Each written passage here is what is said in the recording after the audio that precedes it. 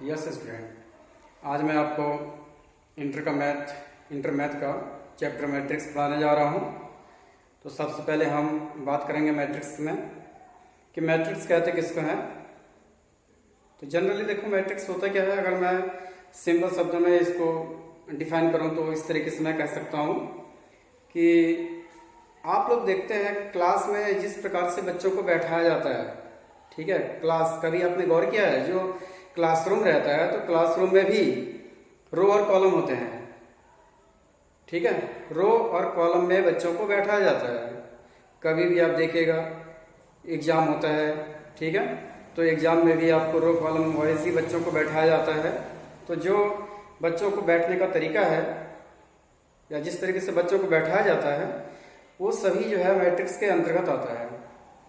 तो हम यहाँ मैथ में अगर हम मैट्रिक्स की बात करें तो हम ये कह सकते हैं कि जो नंबर्स होते हैं हमारे, नंबर्स को हम जिस ऑर्डर में सजाते हैं, जिस क्रम में नंबर्स को सजाया जाता है वही हमारा मैट्रिक्स कहलाता है, ठीक है।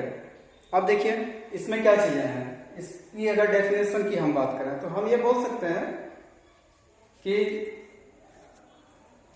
mn संख्याओं को m पंक्ति है, इसकी इंग्लिश होती है रो, ठीक है, तथा n स्तंभों या कॉलम में आयताकार सारणी के रूप में व्यवस्थित करने को m क्रॉस n ऑर्डर का ऑब्जेक्ट कहा जाता है। अब देखिए सेंटेंस, अब मैं आपको इस सेंटेंस को समझा रहा हूं। तो सबसे पहले हमें ये जानना होगा कि रो और कॉलम क्या चीज होती है। तो सबसे पहले अगर मैं रो की बात करूं, रो को कहते हैं पंक्ति, ठीक है, और या इसको आप बोल सकते हैं क्षैतिज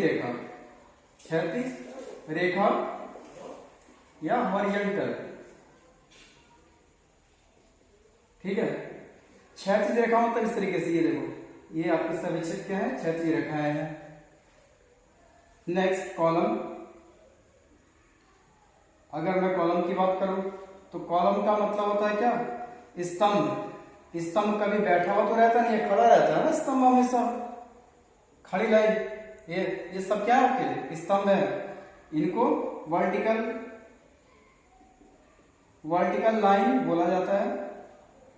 तो सबसे पहले तो आप रो और कॉलम को ध्यान में रखिए कि रो किससे कहते हैं, कॉलम किससे कहते हैं, ठीक है। जब रो कॉलम आपको मालूम चलेगा तो दिक्कत नहीं होगी आगे चल करके, बहुत इजीली आप उसको सॉल्व कर सकते हैं, समझ सकते हैं उसको। तो रो कॉलम हो गया। अब आते हैं हम आगे।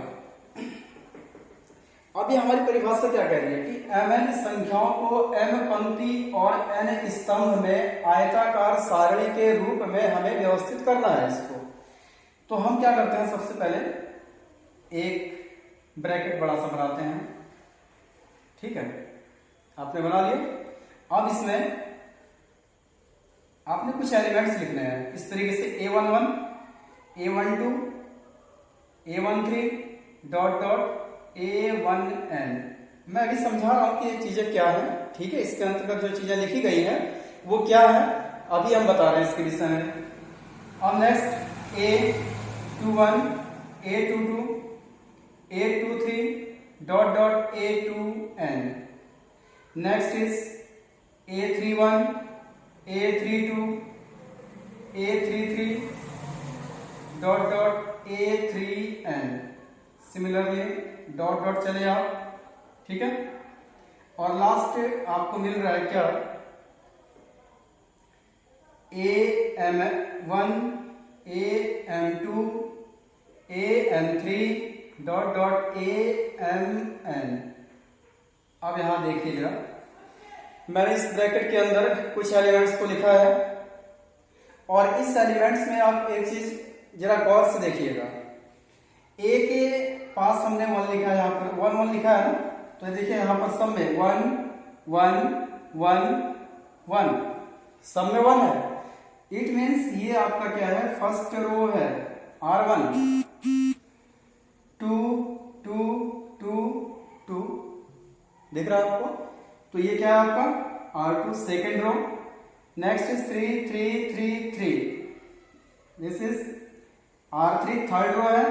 सिमिलरली यहां देखिए आप M दिख रहा है आपको, M सब में है M। तो ये भी आपका रो है, लेकिन ये कौन सा रो होगा, एमवा रो होगा ये, ठीक है, एमवा रो। अब आते हैं आप यहां पर देखिए, अगर इसको आप देखें गौर से,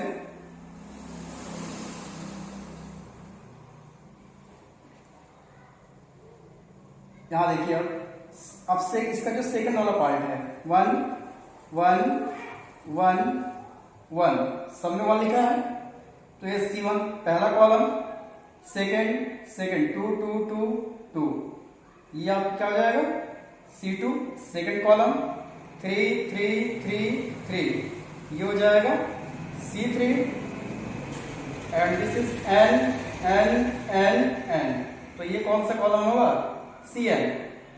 तो हम यहां पर कुल मिलाकर हम ये देख रहे हैं कि इस बॉक्स के अंदर जो है हमारे पास M क्या है, रो है, और N क्या है, कॉलम है।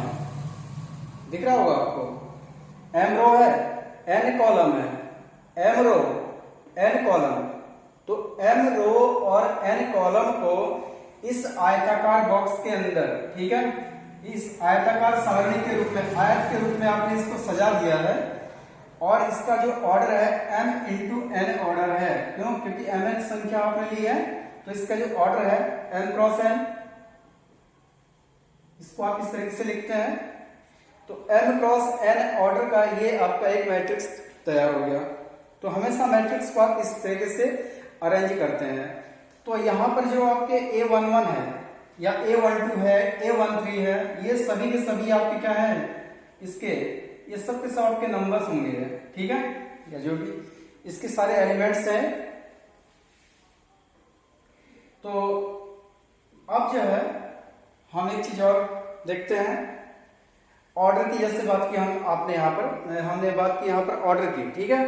तो ऑर्डर जो होगा इसका क्या होगा, M क्रॉस N। हमेशा याद रखिएगा किसी भी मैट्रिक्स का जो ऑर्डर होता है वो क्या होता है, row into column, row into column, this is row, ये column, row column, row into column.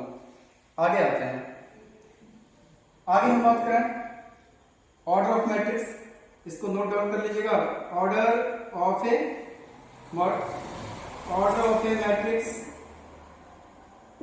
M cross N, ठीक है, या सीधे इतना ध्यान दीजिएगा, row into column, row into column, row into column आपका ऑर्डर होता है किसी भी मैट्रिक्स का, ठीक है। और नेक्स्ट है एलिमेंट ऑफ ए मैट्रिक्स, किसी भी मैट्रिक्स का एलिमेंट्स क्या होता है, ठीक, एलिमेंट्स ऑफ ए मैट्रिक्स देखिए,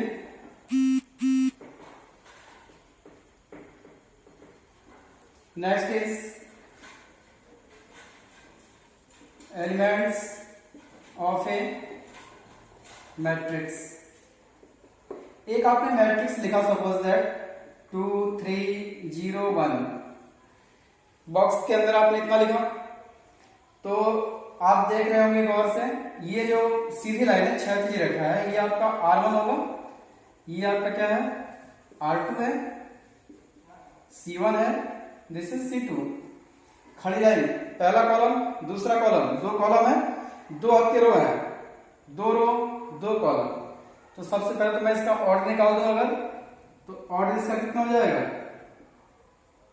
बोलिए, 2 इंटू 2 होगा ना, 2 क्रॉस 2 ओनली, 4 नहीं, 2 इंटू 2, 2 बाई 2 क्रॉस का एक ये मैट्रिक्स है।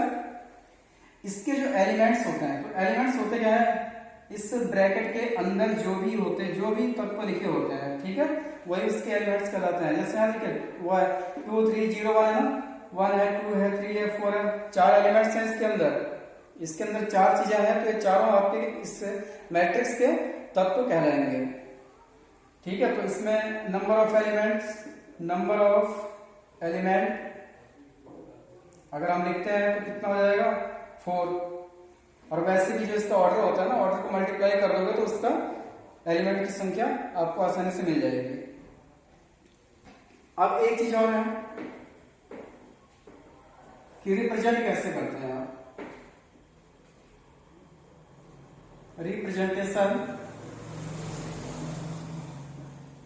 Representation of a matrix,